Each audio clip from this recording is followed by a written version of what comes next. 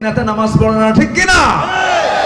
যুবকরা বিশেষ করে তোমাকে যারা মদের বোতল তুলে দেবে, অস্ত্র হাতে তুলে দেবে, তোমাকে জেনা করার জন্য উৎসাহ দেবে, যুবক তোমার চরিত্র নষ্ট করার জন্য তোমার হাতে ইয়াবা দেবে, ট্যাবলেট দেবে, ওই সমস্ত নেতৃত্বের মুখে তোমার জুতা মারতে হবে। যুবকরা রাজি আছো? কারা কারা হাত উঁচু করে দেখাও।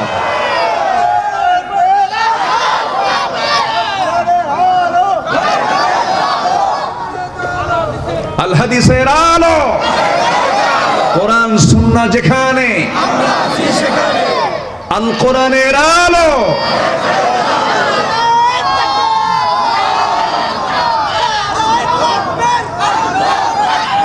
সির এসেছে জাহান্নামের গর্তগুলোকে জাহান্নাম পর্যন্ত ভয় পায়, এত ভয়ঙ্কর সেই জাহান্নামের গর্তগুলো। জাহান্নামটার এরিয়া কেমন বড় হবে, জাহান্নামটা কত বড় হবে। এই যে আমরা দিনের বেলা সূর্য দেখতে পাই আকাশের উপরে, আমাদের মাথার উপরে আমরা দেখতে পাই সূর্যটা। সূর্য যদিও দেখতে আমাদের চোখে প্লেটের মতো মনে হয়, কিন্তু ছোট্ট এই পৃথিবীকে আলোকিত করার জন্য 13 লক্ষ পৃথিবীর সমান আল্লাহ তাআলা একটা সূর্য বানাইছেন। জোরে বলুন সুবহানাল্লাহ। কয় লক্ষ পৃথিবীর সমান? 13 লক্ষ পৃথিবীর সমান একটা সূর্য বানায়া এত ছোট একটা পৃথিবীকে তিনি আলোকিত করছেন। ওই বিশাল সূর্য যদি সমুদ্রের মুখে যদি ছেড়ে দেওয়া হয়, বাচ্চার মুখে চকলেট দিলে বড় যেমন 3-4 মিনিট পরে চকলেটটা মুখের ভিতরে নিঃশেষ হয়ে যায়, জাহান্নামের মধ্যে যদি এই বিশাল সূর্যকে ঢুকায় দেওয়া হয়, নিমিষেই সেই সূর্যটা জাহান্নামের মধ্যে হেরে যাবে। এত ভয়ঙ্কর জাহান্নাম। সেই জাহান্নামের মধ্যে আবার গর্ত আছে, সেই গর্তটা এত ভয়ঙ্কর। আমার বন্ধুগণ, সেই গর্তের মধ্যে তারা ঢুকবে যারা নামাজকে দুনিয়াতে নষ্ট করে ফেলেছে, নামাজ যারা পড়ে নাই, নামাজ যারা বাদ দিয়েছে। আল্লাহ সবচেয়ে বান্দার উপরে সবচেয়ে বেশি খেপে যান, রেগে যান কি? সাল্লে পড়ে বলে, নামাজ সাল্লে পড়ে। আমার বন্ধুগণ, প্রত্যেক রাতের শেষ রাতের সময় মুয়াজ্জিন যখন আযান দেয়, সেই সময় শয়তান প্রত্যেক বান্দার কাছে এসে ওয়াসওয়াসা দিয়ে থাকে, বলে আলাইকা লাইলুন তাবিল, আলাইকা লাইলুন তাবিল। শয়তান কিন্তু ওয়াজও করে, আয়েশা সুন্দর করে ওয়াজ করে আর বলে তোর জন্য রাতটা অনেক লম্বা, ঘুমা ঘুমা, এরকম করে আদর করতে থাকে। শয়তান 3টা গিট মেরে দেয়। 3টা কি মেরে দেয়? গিট। এটাকে কি বলে? দড়ির গিরা। আচ্ছা, আপনাদের ভাষা তো অনেক সুন্দর, স্মার্ট ভাষা। জি আলহামদুলিল্লাহ বলেন। ওভার স্মার্ট, খালি স্মার্ট বললে ভুল হবে, ওভার স্মার্ট। জানাজা শেষ করার পরে বলতেন সাহাবীরা, আমার প্রিয় সাহাবী, আমার কলিজার টুকরা সাহাবী আব্দুল্লাহ, কবরটা তোমরা কোথায় খনন করেছো? কই জায়গায়? ওই যে 2 পাহাড়ের চিপায় আমরা কবরটা খনন করেছি। রাসূল বললেন, সাহাবীরা আমাকে নিয়ে যাও, আজকে আব্দুল্লাহর কবরে আব্দুল্লাহকে রাখার দায়িত্ব আমি কাউকে দেব না। এই সাহাবীর লাশটা আমি নিজে বহন করে আমার আব্দুল্লাহকে আমি কবরে শোয়া দেব। আমার নবীজি কবরের সামনে চলে গেলেন, কবরে মাটিতে নামলেন, হাতটা গায়ে দিলেন। এমন সময় লাশটা যখন হাতে দেওয়া হলো, রাসূল বলছেন, আমার আবু বকর ডানে নামো, ওমর বামে নামো। কি কত বড় ভাগ্যবান সাহাবী সেই সাহাবী কবরবাসী, যার কবরে নেমেছেন আমার নবীর মতো মানুষ, আবু বকর ওমরের মতো মানুষ। জোরে বলুন সুবহানাল্লাহ। আমার নবী যেবার বলছেন লাশটা দিয়ে দাও হাতে, শোয়া দিলেন আব্দুল্লাহকে নবীজি নিজ হাতে, বুকের উপরে হাত রেখে কেঁদে কেঁদে আরশে আজিমের মালিকের দিকে লক্ষ্য করে বলছেন, আল্লাহ তাআলা, এই আমার আব্দুল্লাহর মৃত্যুর দিন পর্যন্ত, এই মুহূর্ত পর্যন্ত আমি আব্দুল্লাহর উপরে রাজি আছি, সন্তুষ্ট আছে, তুমি আল্লাহ মাফ করে দাও। এই দোয়াটা যখন করলেন, পাশে একজন সাহাবী, খুব সচেতন সাহাবী, আল্লাহওয়ালা সাহাবী সাদ ইবনে আবি ওয়াক্কাস রাদিয়াল্লাহু তাআলা আনহু চিৎকার মেরে মেরে পাগলের মতো বলছেন, আরে ওরে সাদ, তোর মতো হতভাগা বান্দা এই দুনিয়াতে নাই। এই সাদ বিন আবি ওয়াক্কাস আজকে জীবন্ত সাহাবী না, জীবন্ত সাদ না হয়ে যদি মরা সাদ হতো, এই কবরবাসী যদি হয়ে যেত, এই সাদের জীবনটা বড় ভাগ্যবান হয়ে যেত। জোরে বলুন সুবহানাল্লাহ। আমার ভাইরা, আমার বন্ধুগণ, ইমান টেনেছি, ইমানটার যত্ন আমরা নেব। জোরে বলি ইনশাআল্লাহ। ইমানের যত্ন আছে না নাই বলেন? যত্ন আছে। বাগান সাজাবেন, মেহনত করতে হয়। জঙ্গল বানাবেন, কোনো মেহনত লাগে না। ইমান এনেছি, ইমানের যত্ন নিতে হবে। খারাপ হবেন, খারাপের জন্য কোনো যত্নের প্রয়োজন হয় না। ঈমান যখন এনেছে, প্রথম আহ্বান আমরা নামাজ পড়বো। কি পড়বো বলেন? নামাজ পড়বো। নামাজের জন্য কি শিখতে হবে বলেন? কোরআন শিখতে হবে। কোরআন শিখবো, জোরে বলে ইনশাআল্লাহ। নামাজটা শুরু করব কোন নামাজ দিয়ে বলেন? কার গিট ছুটাবো? কার গিট ছুটাবো? শয়তানের গিট ছুটাবো। এরপর ঈমানের যত্ন নেব আমরা। ঈমানের মধ্যে শিরিক ঢুকাবো না, ঈমানের মধ্যে বেদাত ঢুকাবো না, ঈমানের মধ্যে সুদ ঢুকাবো না, ঈমানের মধ্যে মদ ঢুকাবো না, ঈমানের মধ্যে বেনামাজি লোককে ঢুকাবো না, ঈমানের মধ্যে আমার সেই নেতাকে ঢুকাবো না যে নেতা নামাজ পড়ে না। ঠিক কিনা? যুবকরা বিশেষ করে তোমাকে যারা মদের বোতল তুলে দেবে, অস্ত্র হাতে তুলে দেবে, তোমাকে জেনা করার জন্য উৎসাহ দেবে, যুবক তোমার চরিত্র নষ্ট করার জন্য তোমার হাতে ইয়াবা দেবে, ট্যাবলেট দেবে, ওই সমস্ত নেতৃত্বের মুখে তোমার জুতা মারতে হবে। যুবকরা রাজি আছো? কারা কারা হাত উঁচু করে দেখাও।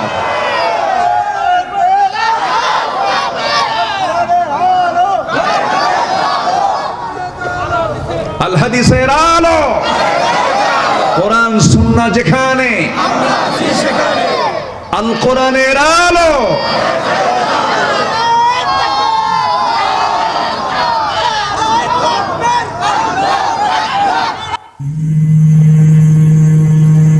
يا نفس إن لم تظفري لا تجزعي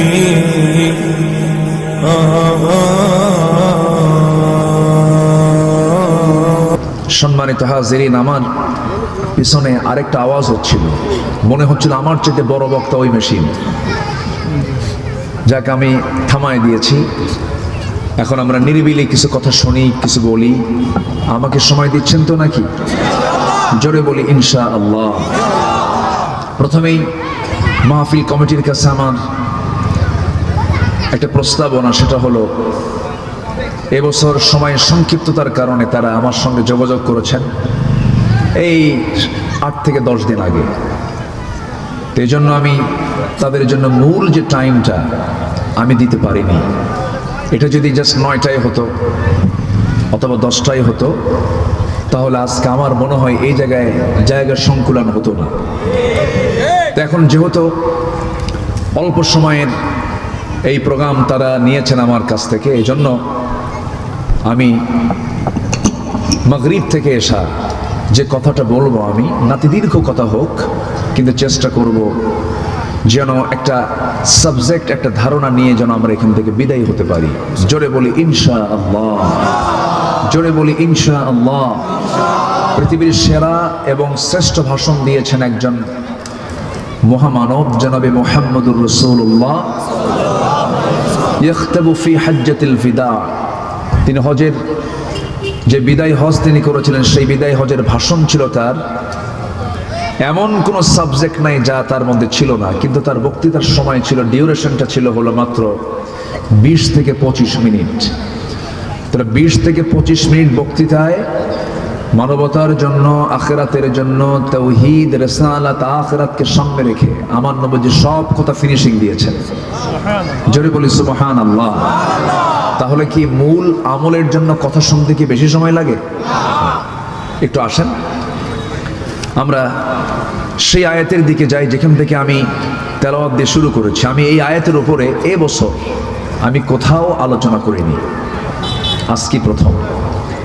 তবে প্রথম আলোচনা করেছি আয়াতের উপরে 2011 সালে করেছি। সব জায়গা থেকেই তো কম বেশি 2011 সালের একটা বক্তৃতা আমি এই আয়াতের উপরে করেছিলাম। আজকে দীর্ঘদিন পর কোরআন খুলতে নিয়ে মনে হলো যে না, আজকে এই আয়াতটা থেকেই কথা বলি। সূরাতুল আহজাব, সূরাতুল আহজাবের আমি 35 নম্বর আয়াত শুধু তেলাওয়াত করেছি। এই 35 নম্বর আয়াতকে সামনে রেখে কিছু কথা বলতে চাচ্ছি। ওয়া মা তাওফীকি ইল্লা বিল্লাহ। আমরা শুনতে এসেছি কোরআন, আমরা বড় ভাগ্যবান। সবাইকে কোরআন শুনতে পারে? বিরোধিতাকারীও আছে না নাই? আছে। কোরআনের নাম শুনলেই গা জ্বলে, আল্লাহর নাম শুনলে গা জ্বলে, এরকম নাস্তিকও কিন্তু আমার দেশে আছে। একজন সেদিন বলতেছে যে কাজ করলে বিয়ের আগে নারী পুরুষ একত্রিত হলে যদি গুনাহ হয়, তো বিয়ের পরে তো একই কাম হয়, তো বিয়ের পরে আবার গুনাহ হয় না কেন? দেখছেন? এরা কি বুঝাবেন আপনি? নারী পুরুষ এক জায়গায় হলে যদি গুনাহ হয়, তাহলে বিয়ের পরে তো নারী পুরুষ একই হয়, এক জায়গায় হয়, তাহলে বিয়ের পরে গুনাহ হবে না, বিয়ের আগে গুনাহ হবে, এটা আবার কোন যুক্তি? দেখেন, এই জাতীয় কথা বলার মতো মানে লাগামহীন এবং বুদ্ধিহীনতার যে সমস্ত কথাগুলো আমরা শুনতে পাই, এটা কি মূলত কোরআন এবং হাদিসের সঙ্গে ধৃষ্টতা নয়? অবশ্যই ধৃষ্টতা। সেদিন একজন বলছে, চলে যাচ্ছেন, আমার জাহাঙ্গীর ভাই, প্রফেসর জাহাঙ্গীর ভাই, বলতাম যে আলহামদুলিল্লাহ, আল্লাহ কবুল করুন। জি। তো আরেকজন বলতেছে যে ওযু চলে যাওয়ার, ওযু ভঙ্গের কারণ কি? তো ওযু ভঙ্গের কারণ একটা হলো, যদি কেউ শৌচকার্য করতে যায়, পেশাব পায়খানা যদি করে ফেলে, তখন তার ওযু ভঙ্গ হয়ে যায়, ওযু তাকে আবার নতুন করে করতে হয়।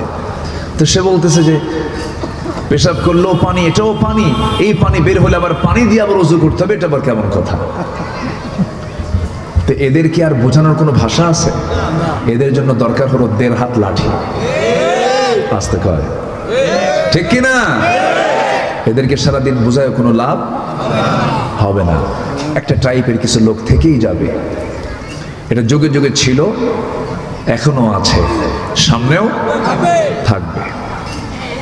কারণ বাতিল তো থাকবেই, হক চাঙ্গা হবে কেমনে? বাতিল প্রতিবাদ, বাতিল সামনে না দাঁড়ালে কি হক চাঙ্গা হয়? চাঙ্গা হয় না। খেলা কি এক মাঠে জমে, এক দলে জমে? হক এবং বাতিল এই দ্বন্দ্ব পৃথিবীর চিরন্তন, পৃথিবীর চিরন্তন। এর মাঝে আমাকে আপনাকে ঈমান নিয়ে টিকে থাকতে হবে। সবচেয়ে বড় চ্যালেঞ্জ হলো আমরা ঈমান নিয়ে টিকে থাকবো। জোরে বলি ইনশাআল্লাহ। ঈমান টিকবে কোরআন ধরলে না কোরআন ছাড়লে? কোরআন ছাড়লে না কোরআন ধরলে? ধরলে। আমরা কোরআনটাকে ধরবো। জোরে বলি ইনশাআল্লাহ। এক জায়গায় না সব জায়গায়? সব জায়গায়। কোরআনকে শুধু নামাজের মধ্যে মানলে হবে না, সব জায়গায় মানতে হবে। সম্মানিত ভাইয়েরা, বুকটা ফেটে যায় তখন যখন দেখি যে আমার ভাইটা কোরআন পড়তে পারে না, আমার বোনটা কোরআন পড়তে পারে না। আমি যদি এখানে প্রশ্ন করি, কোরআন সহি করে পড়তে পারেন কজন? সবার হাত কি উঠবে? আমি উঠতে বলবো না, তুলতে বলবো না। যদি বলি কোরআনটাকে বুঝে শুনে পড়তে পারেন কয়জন? হাত কি আরো বাড়বে না আরো কমবে? আরো কমবে। এগুলো কি আমাদের আশার দিক না হতাশার দিক? হতাশার দিক। অথচ শিক্ষার হার কিন্তু বেড়েছে। দেশে নিরক্ষরতার হার নাই বললেই চলে। নিরক্ষর মুক্ত জেলা, নিরক্ষর মুক্ত থানা আমরা ঘোষণা করছি, রীতিমতো বিভিন্ন জায়গায় বলছি আমরা। কিন্তু 53 বছর দেশের স্বাধীনতার বয়স, এ দেশ স্বাধীন হয়েছে 53 বছর। এর আগে 47-এর 14 আগস্ট 15 আগস্ট ভারত পাকিস্তান স্বাধীন হয়েছে। আমরা ব্রিটিশ বিরোধী আন্দোলন করে ব্রিটিশদেরকে তাড়াইছি। দেশ স্বাধীন হলো দুবার করে। বাংলাদেশ স্বাধীন হলো 53 বছর। 18 কোটি মুসলমানের দেশ হচ্ছে বাংলাদেশ। 4.5 লক্ষ মসজিদের দেশ হচ্ছে বাংলাদেশ।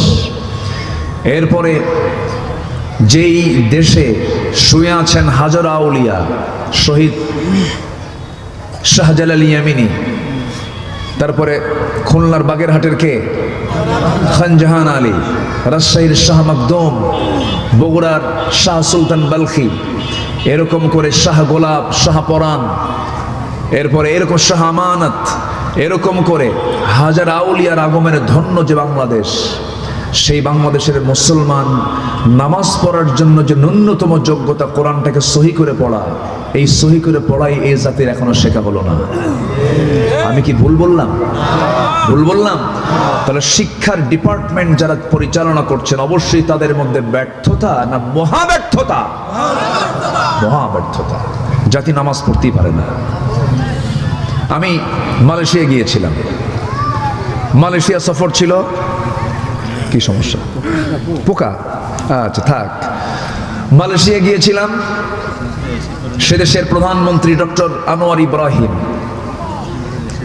একজন দেশের প্রধানমন্ত্রী, তিনি নিজে নামাজ পড়ালেন। আলহামদুলিল্লাহ বলবেন না? আমেরিকার সফরে গিয়েছেন, টোটাল তিনি আরবিতে বক্তৃতা দিলেন একজন দেশের প্রধানমন্ত্রী। আমি মালয়েশিয়ায় গিয়ে দেখি এমন কোন মুসলিম নাগরিক নাই যে নামাজ পড়াতে পারে না। সুবহানাল্লাহ বলবেন না? যে মুসল্লি, যে মুসলমান নামাজ পড়াতে পারে না তার নিজের নামাজও হয় না। আমার কথা কি বুঝতেছেন আপনারা? যে মুসল্লি নামাজ পড়াতে পারে না তার নিজের নামাজটাও হয় না। হয়তো কথাটা খুব শক্ত করে বললাম, কিন্তু এটাই বাস্তব। তাহলে আমি জান্নাতে যে যাব এর 1 নম্বর পুঁজি কি বলেন তো? একটু জোরে বলেন, কি বলেন তো? সেই নামাজ পড়ার জন্য যে শিক্ষাটা সবচেয়ে বেশি জরুরি তা কি আছে?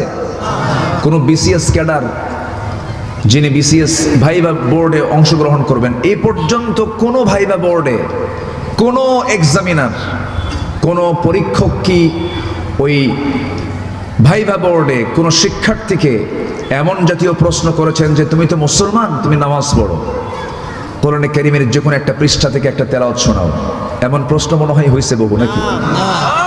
বরঞ্চ সেই প্রশ্ন না করে বলেছে কি জানেন, এবার অস্কার পুরস্কার পাইছে কে? আর বিশ্বের সবচেয়ে বড় উইকেট কিপার কে? বেশি উইকেট পেয়েছে কোন খেলোয়াড়? এটা হলো বিসিএস ভাইভা বোর্ডের প্রশ্ন। অথচ মুসলিম, অ্যাজ এ মুসলিম, কোরআন তেলাওয়াত করা, কোরআন থেকে কিছু প্রশ্ন আসার দরকার ছিল কি ছিল না? এই জাতীয় সিলেবাস যদি অন্তর্ভুক্ত হতো, গোটা দেশটা হয়ে যেত কোরআনের আয়নায় বিম্বিত, আল্লাহু আকবার, আলোকিত হয়ে যেত। কিন্তু তা তো নাই। আমার বন্ধুগণ, সামনের দোরগোড়ায় মাহে রমজান, রমজান সামনে যেহেতু সমাগত, এখানে কেউ বসে আছেন 50 চলে গেছে বয়স, 50টা বসন্ত পার করেছেন, 50টা রমজান পার করেছেন, কেউ 30 বছর পার করেছেন, কেউ 60 বছর পার করেছেন, কিন্তু আজ পর্যন্ত কোরআনটা পড়তে পারেন না। আমি সবার কাছে করজোড়ে মিনতি জানাই, আমি আমার এই নিজের হাতে মিনিমাম 5 বছর বয়সের শিশুকেও আমি দস্তারবন্দি দিয়েছি, 30 পারা কোরআন সে মুখস্থ করে নিয়েছে।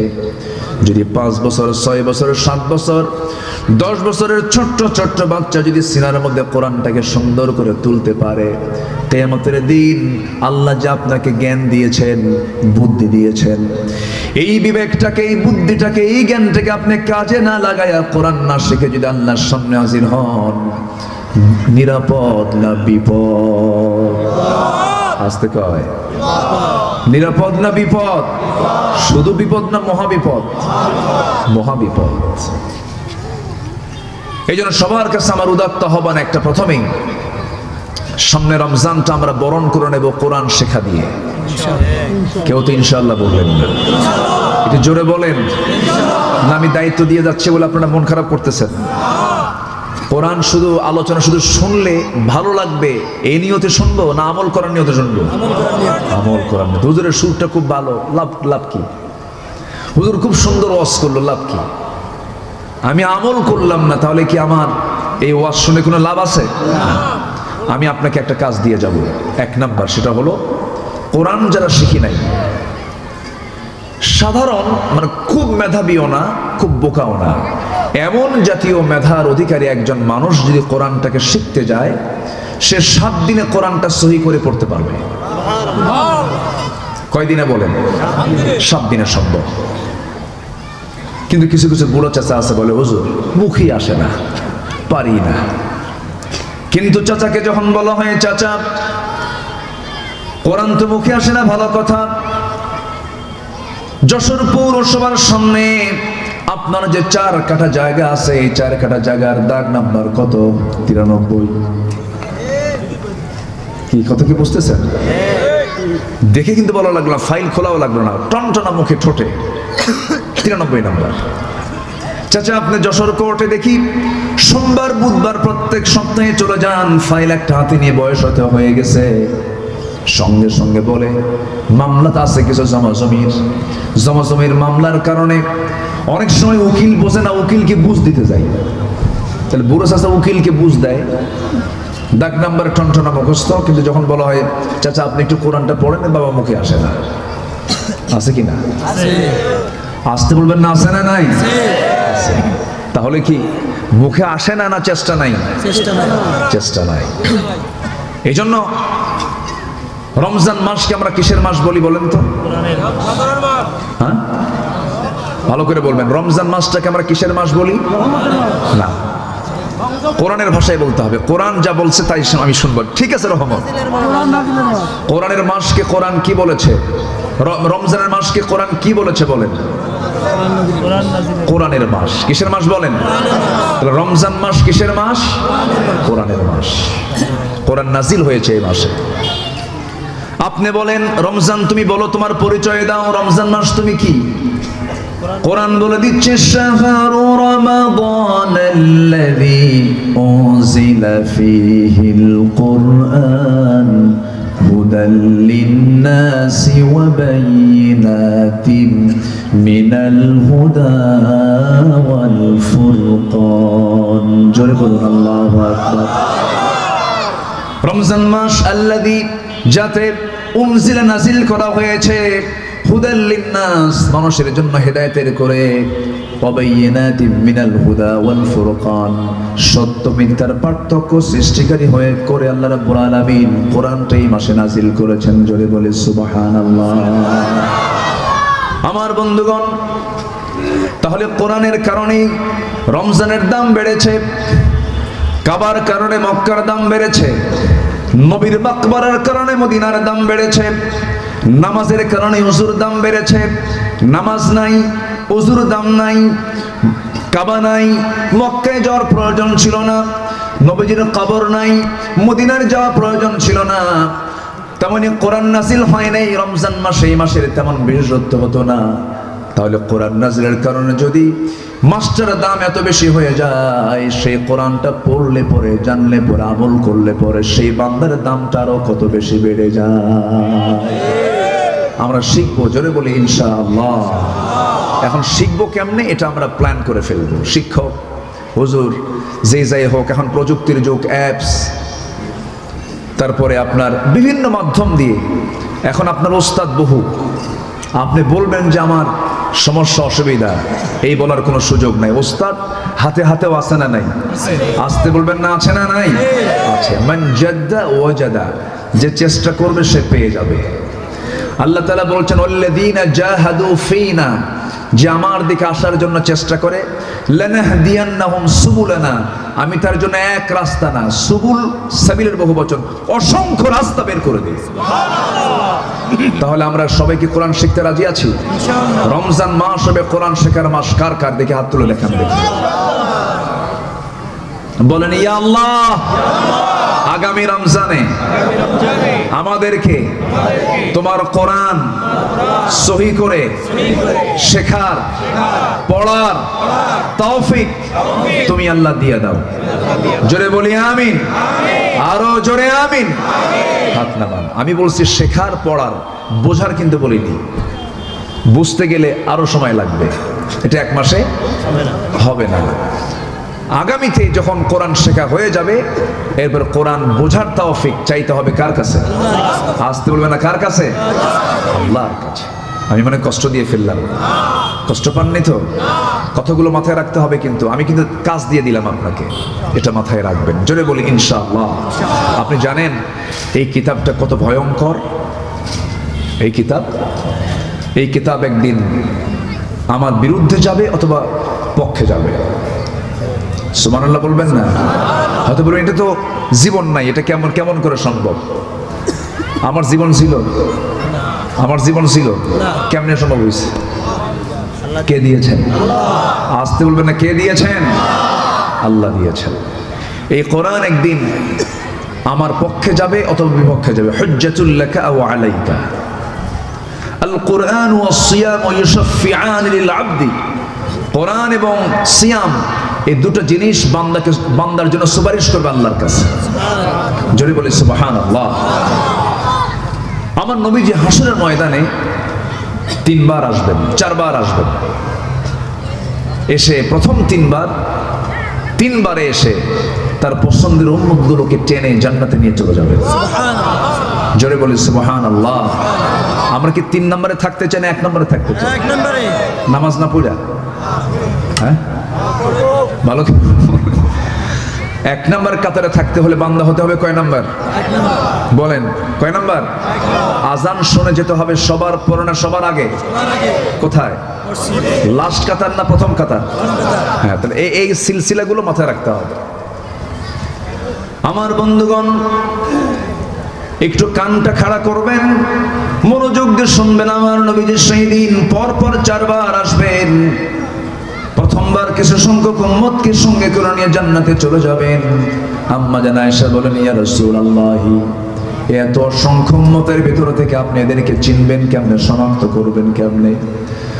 আমার রাসূল বলছেন, আয়েশা রে, অসংখ্য ঘোড়ার মাঝে যে ঘোড়ার মুখের মাথার সামনে পাকড়া পাকড়ি চিহ্ন থাকে, কালো সাদা চিহ্ন থাকে, যেমন ইজিলি চেনা যায়, বোঝা যায়, তেমনি হাসরের ময়দানে আল্লাহ রাব্বুল আলামিন ওই সমস্ত বান্দার কপালের উপর একটা নূর চমকায় দিবেন। যে সমস্ত বান্দাগুলো খুশুর সঙ্গে সময় মতো নামাজে যত্নবান হয়ে নামাজ আদায় করেছে, ওই সমস্ত বান্দার কপালটা নূর চমকাতে থাকবে। আমি ওই নূর দেখে দেখে তাদেরকে বাছাই করে করে নিয়ে জান্নাতে চলে যাব। জোরে বলি সুবহানাল্লাহ। তাহলে বেনামাজির জন্য কি জান্নাত আছে? না। আসতে বলে, আসতে বলেন, বেনামাজির জন্য কি জান্নাত আছে? নাই। এটাকে মোল্লা কইল না আল্লাহ কইছেন? আল্লাহ বলেছেন। কেন? তাহলে যে কথা বলে, পানির তলে মোমবাতি বাবা বাতাসে নেবে না, বাবার নামে হালকা দিলে উজু গোসল লাগে না। এরকম বাবা কিছু আছে না নাই? মানে আমার দেশে কিছু হিন্দু ভাইরা আছেন, তারা তো মা বেশি ডাকেন, তাই না? তাদের মা অসংখ্য, সমস্যা নাই, আমরা তাদের ধর্মকে নিয়ে কোনো নেগেটিভ কোনো বাজে মন্তব্য করতে যাব না। কারণ আমরা তাদের মূর্তিকে গালি দিলে তারা আমাদের আল্লাহকে গালি দেবে। এই জন্য রাসূল মানাও করে দিয়েছেন, লা তাসুব্বুল আসনাম, তোমরা মূর্তিকে গালি দিবা না, বরঞ্চ তোমার অধীনে যদি কোনো অন্য ধর্মের লোক থাকে তাদেরকে পাহারা দিবা, বলেছেন মুহাম্মদ সাল্লাল্লাহু আলাইহি ওয়াসাল্লাম। তো ওই হিন্দু ভাইরা তারা প্রচুর মা, তাদের মায়ের শেষ নাই। মা দুর্গা, মা কালী, মা ভগবতী, মা লক্ষ্মী, আর কি আছে, মা কালী, মা সরস্বতী, বহু মা আছে না? এখন মুসলমানরা চিন্তা করলো যে যেহেতু তাদের মা অনেক, আমরা বাপ ধরি, দয়াল বাবা, পীর বাবা, খাজা বাবা, ন্যাংটা বাবা, উল্টা বাবা, আছে না নাই বলেন তো? মানে ওরা ব্যালেন্স করছে একটু, ওরা ধরছে মা আর এরা ধরছে কি? ধরতে হবে কাকে? আজ থেকে ধরতে হবে কাকে? আল্লাহকে। জিকির করে কি দেখছেন? আছে না? খাজা, দিল কর তাজা, ইসমে জালাল, গাজার কলকি খাওয়া হালাল। জোরে কর নাউজুবিল্লাহ, জোরে বলেন নাউজুবিল্লাহ। ওই সমস্ত দরবারে কোরআনের সাথে তাদের কোনো সম্পর্ক নাই, কোরআন বুঝি না তারা। ওরা বলে কি জানেন, তোমাদের কোরআন 30 পারা আর আমাদের কোরআন 90 পারা। চরম ভণ্ডামি কিন্তু আছে ওদের ভিতরে। যার মধ্যে নামাজ নাই ওর চাইতে বড় ভণ্ডাই দুনিয়া তার নাই। নামাজ আছে যেখানে, ক্ষমা আছে, বরকত আছে, রহমত আছে, সেখানে বুকটা ফেটে যায়। আমার দেশে মাত্র 5% মুসলমান নামাজি। কত পার্সেন্ট? যশোরেও তাই, খুলনাতেও তাই, কুষ্টিয়াতেও তাই, ঝিনাইদহেও তাই, নড়াইলেও তাই। সব জায়গায় গড় এভারেজে দেখা যায় 5 থেকে 6% মুসলমান নামাজ পড়ে। আর বাকি যারা নামাজ না পড়ে ওরা চিন্তায় আছে যে কোন বাবার দরবারে গিয়ে মুরিদ হওয়া যায়, একটা সার্টিফিকেট পেলে জান্নাত নিয়ে নেবে। তাই তো মুরব্বী হাসতেছে। এমন কি কোনো সুযোগ আছে? তাহলে আমার বন্ধুগণ, এতক্ষণের আলোচনায় আমি আপনাকে একটা কাজ প্রথমে দিতে চাই, সেটা হলো কোরআনটা আমরা শিখে নেব, পরে আবার বোঝার চেষ্টা করব। নাম্বার 2 হলো, আমার বন্ধুগণ, জাহান্নামে যাবার জন্য যদি কোরআনকে প্রশ্ন করেন, কোরআন বলো তো জাহান্নামে যাবার 1 নাম্বার কারণ কি? কেন জাহান্নামে বান্দাকে ঢুকাবেন আল্লাহ? কোন কোন অপরাধে? আল্লাহ রাব্বুল আলামিন কিছু কিছু আয়াত দিয়েছেন, এত ভয়ঙ্কর আয়াত, যে আয়াতগুলো দেখলে পরে চরম ভয় লাগে, মনে হয় আল্লাহ কোনোদিন আমাদেরকে জান্নাতে দিবেন না। এত ভয়ঙ্কর আয়াত। একটা আয়াত আল্লাহ রাব্বুল আলামিন বলেন সূরা মারইয়ামের ভেতরে, ফাখালাফা মিন বা'দিহিম খালফুন আদাউস সালাতা ওয়াত্তাবাউশ শাহাওয়াত ফাসাউফা ইয়ালকাউনা গায়্যা। সূরা মারইয়াম আয়াত নম্বর 59 আল্লাহ রাব্বুল আলামিন বলছেন যে সমস্ত বান্দাগুলো দুনিয়ার জিন্দেগিতে দুটো বড় অপরাধ করে আসবে। নাম্বার 1 হলো যারা নামাজকে নষ্ট করবে, নাম্বার 2 হলো মন যা চায় তাই করবে। এই দুটো অপরাধে যারা জড়িত হয়ে যাবে, আমি তাদেরকে জাহান্নামের মধ্যে দিয়ে ক্ষান্ত হব না, জাহান্নামের গর্তের মধ্যে আমি তাদেরকে ঢুকায় ফেলবো। জাহান্নামের গর্তটা তো ভয়ঙ্কর, এত ভয়ঙ্কর জাহান্নাম এসেছে, জাহান্নামের গর্তগুলোকে জাহান্নাম পর্যন্ত ভয় পায়, এত ভয়ঙ্কর সেই জাহান্নামের গর্তগুলো। জাহান্নামটার এরিয়া কেমন বড় হবে, জাহান্নামটা কত বড় হবে। এই যে আমরা দিনের বেলা সূর্য দেখতে পাই আকাশের উপরে, আমাদের মাথার উপরে আমরা দেখতে পাই সূর্যটা, সূর্য যদিও দেখতে আমাদের চোখে প্লেটের মতো মনে হয়, কিন্তু ছোট্ট এই পৃথিবীকে আলোকিত করার জন্য 13 লক্ষ পৃথিবীর সমান আল্লাহ তাআলা একটা সূর্য বানাইছেন। জোরে কোন সুবহানাল্লাহ। কয় লক্ষ পৃথিবীর সমান? 13 লক্ষ পৃথিবীর সমান একটা সূর্য বানায়া এত ছোট একটা পৃথিবীকে তিনি আলোকিত করছেন। ওই বিশাল সূর্য যদি সমুদ্রের মুখে যদি ছেড়ে দেওয়া হয়, বাচ্চার মুখে চকলেট দিলে পরে যেমন 3-4 মিনিট পরে চকলেটটা মুখের ভিতরে নিঃশেষ হয়ে যায়, জাহান্নামের মধ্যে যদি এই বিশাল সূর্যকে ঢুকায় দেওয়া হয়, নিমিষেই সেই সূর্যটা জাহান্নামের মধ্যে হেরে যাবে। এত ভয়ঙ্কর জাহান্নাম।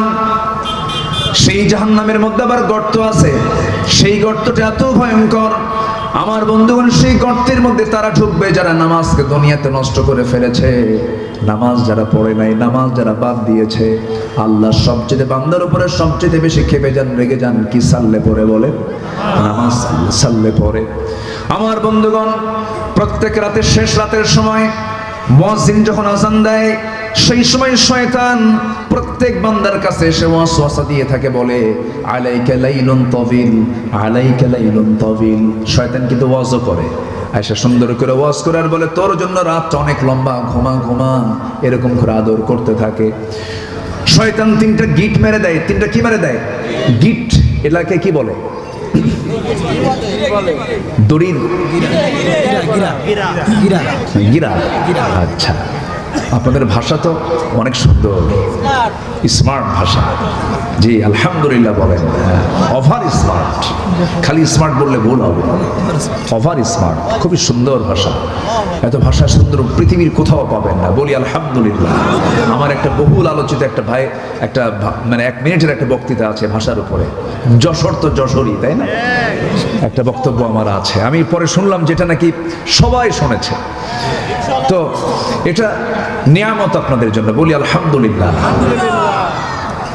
আপনার জন্ম যদি নোয়াখালী হইতো তাহলে কি হতো বলেন তো? আল্লাহ পাক বলতে পারেন, আল্লাহ ফাক হয় না। পানির হানি কয়, পানির কি কয়? হানি কয়। ছেলেকে বাপ বলতেছে, শোয়ার সময় হয়ে গেছে, ঘুমানোর সময় হয়ে গেছে, ছেলে ঘুমাচ্ছে না, বাপ রেগে উঠে বলতেছে মুতিয়াই হুতি যা। কথা বোঝেন নাই? মুতিয়াই হুতি যা মানে পেশাব করে তাড়াতাড়ি শুয়ে পড়, মুতিয়াই হুতি যা। চিন্তা করেন ভাষার কি মানে কাফন দাফন হয়ে গেছে, একদম ভাষা শেষ।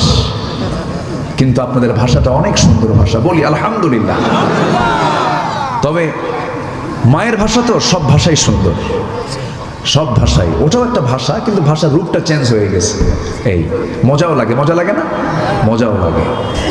সম্মানিত ভাইয়েরা, তাহলে আমরা নামাজকে ছেড়ে দেব? শয়তান গিট মারে কয়টা? 3টা।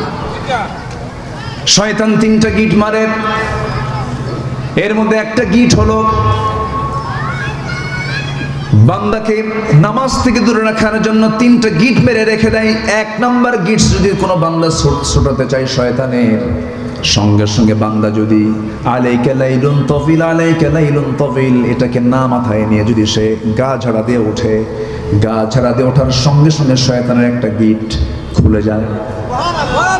বান্দা যখন ওযু বানায় আরেকটা গিট ছুটে যায়। আবার যখন বান্দা ওযু বানায় যখন নামাজে দাঁড়ায় গেল, সঙ্গে সঙ্গে 3টা গিট ছুটে গেল। সারাদিন পর্যন্ত ওই শয়তান আর ওই বান্দার কাছে সহজে আরাম পায় না। জোরে বলে সুবহানাল্লাহ।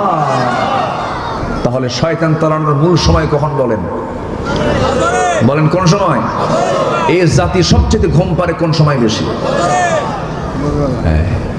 বুরিকালি উম্মতি ফি বুকুরিহা, আমার রাসূল বলেছেন আমার উম্মতের বরকতময় সময় হলো ফজর। বরকতময় সময় কি? আর এই জাতি ঘুমায় কোন সময় বেশি? ফজর। সারা রাত কি করে? আল্লাহ কি রাতকে দিয়েছেন কাজের জন্য না ঘুমানোর জন্য? সারা রাত এখন কি করে জানেন? সবচাইতে বড় খুব পরিশ্রম করে এটা নিয়ে, এটার কাজ খুব বেশি, এত মেহনত।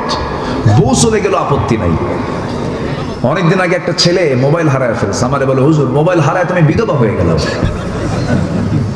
বুঝেন ভাই, মানে এত আসক্তি, কত যে সময় নষ্ট হয় এই প্রযুক্তির পিছনে, কত সময় নষ্ট হয়, কত জিকির করা যেত, কত কাজ করা যেত, কোনো কাজ নাই, বেহুদা সময়টা নষ্ট হয়ে যায়।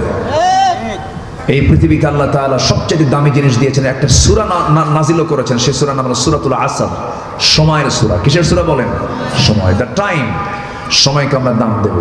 তাহলে আমাদের শয়তানকে নিজের শরীর থেকে আগে তাড়ানোর জন্য প্রথম উদ্যোগ নিতে হবে কোন সময়? বলেন কোন সময়? আজকে কি ফজর হবে সবার? আমি কিন্তু সাইজ করতেছি ধীরে ধীরে, রাগ করা যাবে না ভাই। রাগ করতেছেন আপনারা? আমার ওয়াজের ধরনটা একটু ভিন্ন, মানে কিছু ওয়াজ আছে এমন কান্দায়, বক্তা নিজেও কান্দে, শ্রোতাও কান্দে, কান্দে কুন্দে জারে যা। যখন বলা হয় বুঝলেন কি, বুঝলাম তো না, কানলাম ঠিকই, বুঝলাম না কিছু। তাহলে ওই কান্দে লাভ আছে বলেন? ওই কি বলে, একটা ছোট্ট মেয়ে 8 বছর বয়স, হাও মাও করে কান্দে। মা এসে বলতেছে মা তুমি কান্দো কেন? তাও কান্দে। তো সন্তানের কান্না দেখে মা কি আর থাকে? মাও কান্দে। তো মা বেটির কান্না দেখে সব আশেপাশের প্রতিবেশী এরা এসে, এই বাপ দুই মা মেয়ের কান্না দেখে এরাও কান্দে। কান্দাকান্দি শেষে এসে এখন সবাই মিলে প্রশ্ন করছে, মা আমরা তো সবাই তোমার জন্য কান্দলাম, কিন্তু তুমি কান্দলা কেন? এটা তো বুঝলাম না আমরা। কান্নার কারণটা কি একটু বলো। বলছে কান্দলাম এই জন্য মা, আমার বয়স এখন 8 বছর, যখন আমার বয়স 18 বছর হবে তখন আমার বিয়ে হবে, বিয়ে হওয়ার পরে একটা বাচ্চা হবে, সেই বাচ্চাটা একটা ছেলে সন্তান হবে। ওর বয়স যখন 8 বছর হবে, ওই সময় যদি বাচ্চাটা মরে যায় আমি থাকবো কেমন? এই জন্য কান্দি। কি কথা কি বুঝতেছেন? তাহলে কান্নার কোনো কারণ হলো? কাঁদতেই যদি হয় আমরা কাঁদবো কার কাছে? ওই ফজরে উঠে কাঁদবো। আমার কান্না কেউ শুনবে না, শুনবেন শুধু কে? আমার অভাব কেউ দূর করবেন, অভাব দূর করবেন কে? আমার আল্লাহ। তাহলে আমরা সিদ্ধান্ত নিলাম, শয়তানের সারাদিনের প্রথম যে তার অপারেশন সেটা হলো গিট দিয়ে রাখে ঘুমন্ত অবস্থায়, ওই গিট ছুটাবো আমরা। দিন শুরু করব নামাজ দিয়ে, সেজদা দিয়া, আবার সুন্দর করে কোরআন তেলাওয়াত করব। যদি কোনো বান্দা ফজর নামাজটা জামাতে পড়ে, এশার নামাজটা যদি জামাত আদায় করতে পারে, গোটা রাত কিয়ামুল লাইল করলে যে সওয়াবটা হয়, আল্লাহ রাব্বুল আলামিন তার আমলনামায় সেই সওয়াব দিয়ে দেন। জোরে বলি সুবহানাল্লাহ, আরো জোরে বলি সুবহানাল্লাহ। আমার বন্ধুগণ, আরেকটা কারণ আল্লাহ রাব্বুল আলামিন বান্দাকে জাহান্নামের গর্তের মধ্যে ঢুকাবেন, সেটা হলো মন যা চায় তাই করা। মন যা চায় তাই কি করা যাবে নাকি? মন যা চায় তাই কি করা যাবে? আমাদের মন কি ভালো? আস্তে কর, আমাদের মন ভালো? মন তো ভালো না, আমাদের মন খুব খারাপ। মন চায় অনেক কিছু। আচ্ছা, পুরুষ যারা বসে আছেন তাদের কি মন চায় না একটু মেয়েদের দিকে চায় থাকে? দেখেন, মানে নজর মনে হয় দেই না, মনে হয় ভাবসা মনে হয় কি বলেন, মন কি চায় কিনা বলেন? যদি পুরুষ হন তাহলে হবে চাবেন। বলেন, পুরুষ যারা আছে নারীর প্রতি কি একটু তাকাতে মন চায় না? চায় কি না? চায়, মন তো চায়। তাকানো কি যাবে? পরনারীর দিকে তাকানো যাবে? তাকালে কি হবে? কে গুনাহ দিবেন? কার ভয়? তাকাবো না কার ভয়ে? তাহলে মনের ট্রিটমেন্ট আমি নিজেই করলাম, আমি তাকাচ্ছি না। আল্লাহ বললেন আমি তোকে মুজাহিদের সওয়াব দিয়ে দিলাম। যেরকম সুবহানাল্লাহ। তাহলে মন কিন্তু প্রথম চান্সে খারাপ কিছু চায়। মন চায় ওরে ঠকাই, মন চায় ওরে কেমনে প্যাঁচের মধ্যে ফেলবো, মন চাই কেমনে মিথ্যা কথা বলবো, কেমনে ঠকাবো, মন তো শুধু খারাপ কিছু চায়। কিন্তু মনটাকে আপনি যদি ট্রিটমেন্ট করতে পারেন, আল্লাহ বলছেন সেই হচ্ছে সবচেয়ে বড় সফল। যেরকম সুবহানাল্লাহ, قد أفلح من تزكى قد أفلح من تزكى وذكر اسم ربه فصلى। সে ব্যক্তি সফল যে ব্যক্তি নফসের ট্রিটমেন্ট করতে পেরেছে। জোরে বলি সুবহানাল্লাহ। আল্লাহ রাব্বুল আলামিন বলেন ওয়াত্তাবাউশ শাহাওয়াত, যারা নফসের দাসত্ব করে দুনিয়া থেকে বিদায় নিয়ে নেবে, আমি তাদেরকে জাহান্নামের গর্তের মধ্যে ঢুকায় ফেলবো। মন যা চায় তা করা যাবে না। মন চায় আমার আইন আমি দেশ চালাবো, তা হবে না। মন আপনার চাইবে হবে না, কারণ আল্লাহ বলছেন তোর আইন দিয়ে নয়, আমি আল্লাহ আমার আইন দিয়ে তোর দেশ চালাতে হবে। জোরে বলেন ঠিক কিনা? মন যা চায় তাই করা যাবে না। আল্লাহ রাব্বুল আলামিন সূরাতুল আহজাবের 35 নম্বর আয়াত আমি একটু মিলায়ে দিচ্ছি। আগের থেকে যোগসূত্র মিলায়ে দিয়ে আয়াতের সঙ্গে আমি ঢুকে যাচ্ছি, আয়াতের সঙ্গে মিলায়ে দিয়ে আমি আয়াতের গভীরে আস্তে আস্তে চলে যাচ্ছি। আমার বন্ধু আল্লাহ রাব্বুল আলামিন বান্দাকে ডাক দিয়ে বলছেন, বান্দারে 10টা গুণে গুণান্বিত যদি হতে পারো, আমি তোমাকে 2টা পুরস্কার দিয়ে দেব। 1 নম্বর হলো সাধারণ ক্ষমা, আর আমি তোমার জন্য বিশাল বড় পুরস্কার আমি জান্নাত রেখে দিয়েছি। 10 কাজের কয় পুরস্কার? 10 কাজের কয় পুরস্কার? একটা হলো ক্ষমা। একটা কি? ক্ষমা। কে করে দিবেন? কে করে দিবেন? আর জান্নাত কে দিয়ে দিবেন? সবাই কি জান্নাত নিতে চান? জান্নাত ছোট না বড়? পৃথিবী বড় না জান্নাত বড়? সর্বনিম্ন জান্নাত হলো 10টা পৃথিবীর মতো একটা জান্নাত। কয়টা পৃথিবী বলেন? 10টা। ছোটখাটো হয়ে গেল মনে হয় না? আমি আগে চিন্তা করতাম, হানিফ ভাই, চেয়ারম্যান ভাই, আমি আগে চিন্তা করতাম, চেয়ারম্যান ভাই, আমি আগে চিন্তা করতাম, ছোটবেলা ওয়াজ শুনতাম তো, আগে তো এত বুঝিনি। আব্বাকে বলতাম, আব্বা এই যে বক্তা যে ওয়াজ করতেছে, একটা লোককে সর্বনিম্ন 10টা পৃথিবীর মতো একটা জান্নাত দেওয়া হবে, এত জায়গা কো? এটা ব্রেনে খেলতো না। এত জায়গা আল্লাহ কোথায় রাখছে? এই জনে জনে, তাও নিম্ন জান্নাত হলো 10টা পৃথিবীর মতো একটা জান্নাত, এত জায়গা কোথায়? পরে একটু আকাশ নিয়ে, আল্লাহ তাআলা তো আকাশ নিয়ে গবেষণা করতে বলেছেন, সমুদ্র নিয়ে গবেষণা করতে বলেছেন। তো আকাশের দিকে তাকায় দেখি আল্লাহ আরো মানে 10টা পৃথিবী আরো কম মনে হচ্ছে আমার কাছে। আল্লাহু আকবার। এত জায়গা আল্লাহর আছে। কেমন করে দেখেন, আমরা যেখানে বসে আছি এখান থেকে সূর্য যে আমরা দেখতে পাই, সূর্য কি আসলে এরকম দূরে না আরো দূরে? এই সূর্য যদি এত বড় হয় পৃথিবী থেকে 13 লক্ষ গুণ, তা অনুমান আন্দাজ। তারকাগুলো যে ওই তারার কি বলে চাঁদের পিছনে যে তারকাগুলো রাতের বেলা দেখি, ওগুলো কি জোনাকির মতো ছোট ছোট? এক একটা তারকা আছে, ব্যাটেল জুইস একটা তারকা আছে, যে তারকা সূর্যের চাইতেও 33 কোটি গুণ বড়। কয়টা তারা? তারা কি একটা? অসংখ্য অসংখ্য তারকা। এক একটা গ্যালাক্সির ভিতরে 50 বিলিয়ন করে তারকা আছে। এক একটা গ্যালাক্সি 50 বিলিয়ন, মিলিয়ন না, 50 বিলিয়ন তারকা আছে এক একটা গ্যালাক্সির ভিতরে। আল্লাহু আকবার। এই যে Betelgeuse, supernova, Adhara, Proxima Centauri, এই যে তারকাগুলো মহাশূন্য আল্লাহ রাব্বুল আলামিন ঝুলায় রেখেছেন, পরিভ্রমণ করাচ্ছেন। এক একটা তারকা কত বড়। মানুষ চাঁদের দেশে গেল, মানুষ চাঁদ দেখে আসছি, মঙ্গল গ্রহ দেখে আসছি, কিন্তু মানুষ তো ওই তারকার দেশ দেখতে পারে নাই। যদি কোনো মানুষ চিন্তা করে চাঁদ দেখলাম, মঙ্গল গ্রহ দেখলাম, তারকার দেশ দেখতে যাব, পৃথিবী থেকে সবচেয়ে নিকটবর্তী তারকার দেশ হলো প্রক্সিমা সেন্ট্রাই। এই প্রক্সিমা সেন্ট্রাই যদি কেউ যেতে চায়, এই দুনিয়ার কোনো বিমান দিয়ে, কপ্টার দিয়ে, কোনো যানবাহন দিয়ে হবে না। চেষ্টা করা যেতে পারে হয়তো নভোযান দিয়ে। অ্যাপোলো 11 নামে একটা নভোযান আছে, সে অ্যাপোলো 11টা তার গতি হলো ঘন্টায় 39,000 কিলোমিটার। 39,000 কিলোমিটারের বেগে যদি রওনা দিয়ে দেয়, সেই অ্যাপোলো 11 রওনা দিল দুনিয়া থেকে পৃথিবীর সবচেয়ে নিকটবর্তী তারকার দেশে যেতে তার সময় লেগে যাবে 1,15,000 বছর মাত্র। যাবেন কারা কারা? হাত তুলেন। যাবে? কোন দিন যাবেন? যাবেন তো, যেতে তো হবে, আমাদের যেতে হবে না? আল্লাহ তাআলা বলছেন আমি তোর জন্য জান্নাতের দরজা খুলে দেব আকাশের দরজা খোলার পরে। যেরকম সুবহানাল্লাহ, লা তুফাত্তাহু লাহুম আবওয়াবুস সামা, কাফিরদের জন্য আকাশের দরজাই খোলা হবে না, আর ইমানদারদের জন্য আকাশের দরজা খুলে আল্লাহর আরশ আজিমের পাশে জান্নাত দিয়ে দিবেন আল্লাহ তাআলা। কোন বিমানে চড়বেন? কার বিমান? বলেন কার বিমান? সেই বিমানের গতি হবে মনের গতি। কিসের গতি বলেন? মনের গতির চেয়ে বড় গতি কিছু আছে? মনের গতি। মনের গতিতে চলে যাবেন। আল্লাহু আকবার বলেন। তাহলে এখন বলেন তো জায়গা আছে? আসতে কয় জায়গা আছে কিনা বলেন? এতে এক দুনিয়া, এক মহাশূন্যের কথা বললাম। আকাশ কি একটা না সাতটা? সাতটা আকাশ, সাবআ সামাওয়াত, সাতটা আকাশ। এক একটা আকাশ, এটাই সবচেয়ে ছোট, উপর আরো বড়। আল্লাহ তাআলা আরশ আজিম হলো সাত আকাশের উপরে।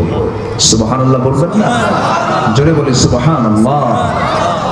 কিন্তু আল্লাহ বলেন কি জানেন? আল্লাহ বলেন বান্দা তোর সবাই দূরে, আমি তোর কাছে। জোরে বলি সুবহানাল্লাহ। আমার সবচেয়ে কাছে কে? আল্লাহ। ওয়া নাহনু আকরাবু ইলাইহি মিন হাবলিল ওয়ারিদ, সবচেয়ে কাছে। কিন্তু আমার আল্লাহ তাআলা আরশ আজিমের সমাসীন আছেন, সর্ব জায়গায় বিরাজমান, ওয়াহদাতুল ওয়ুজুদ। আমি সমস্ত বিষয় নিয়ে তর্ক বিতর্কে যাই না কখনো। আমি মাসলা মাসাইল নিয়ে আমি কখনো এরকম আউটডোরে কোনো কথা বলে ট্রল হোক, গন্ডগোল লাগো, কালেম আলেম ক্যাসাল লাগো, এগুলো আমি চাই না। তবে ওয়াহদাতুল ওয়ুজুদ, আল্লাহ সব জায়গায় বিরাজমান, এই ব্যাপারে অধিকাংশ আলেম ওলামা একমত নন। কারণ আল্লাহ তাআলা স্পষ্ট জানিয়ে দিচ্ছেন আমি আল্লাহ কোথায়? আর-রাহমানু আলাল আরশি ইস্তাওয়া। আমার আল্লাহ তাআলা আরশ আজিমের সমাসীন আছেন। জোরে কোন সুবহানাল্লাহ। টয়লেট নাই? টয়লেট আল্লাহ টয়লেটে থাকে? আমার বন্ধুগণ একটু কান লাগাবেন, আমি গভীরে যাব না, শুধু এতটুকু বলবো আমার বন্ধুগণ সে আল্লাহ তাআলা আরশ আজিমে আছেন। কিন্তু আমি কি করি, আপনি কি করেন? দিনের আলোতে, রাতের আধারে কেউ না জানলেও আমার আল্লাহর ইলমটা জেনে যায়, সব তিনি বুঝে নেন। আমার বন্ধুগণ আজকের এই প্রযুক্তির যুগে আরো সহজ হয়ে গেছে। আপনার মোবাইলে টাকার দরকার, আপনি একটা নক দিলেন, চাপ দিলেন, সব হিস্টোরি আপনার মধ্যে চলে আসলো। আজকের এই প্রযুক্তির যুগে অনেক কিছুই সম্ভব। আমার আল্লাহর ফেরেশতা আছে না নাই? আসতে বলবেন না, আছে না নাই? সব তারা অটো রেকর্ড করছে। আগে হুজুররা ওয়াজ করতো, যখন যে আমল নামার ডান হাতে দেওয়া হবে বাম হাতে দেওয়া হবে, নাস্তিকরা বলতো হুজুররা কি কয়, এতগুলো খাতা নিয়ে চলবে কেমনে? এখন উত্তর দিবি না? এখন উত্তর দে। এখন তার আমল নামার তো আর খাতা লাগে না, এখন কি লাগে? সব মেমোরি। সব কি? মেমোরি। 50 কেন 50টা ঘরের মধ্যে যে কাগজপাতি আছে, যে হিসাব আছে, একটা মেমোরির মধ্যে তার চেয়ে বেশি থেকে যায়।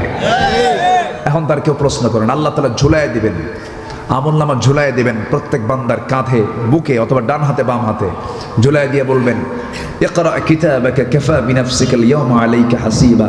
পাঠ করো তোমার আমলনামা, ল্যাপটপ অন কর, তোর পার্সোনাল ল্যাপটপ অন কর, দেখ জন্ম থেকে মৃত্যু পর্যন্ত তুই কোন ওয়াকাম কুকাম গুলো করছিস, দেখ সম্ভব কিনা? জনজনে আল্লাহ তাআলা দিতে পারবেন কিনা? মানুষের সামান্য ব্রেন দিয়ে যদি করা যায়, আল্লাহ কি করতে পারেন না?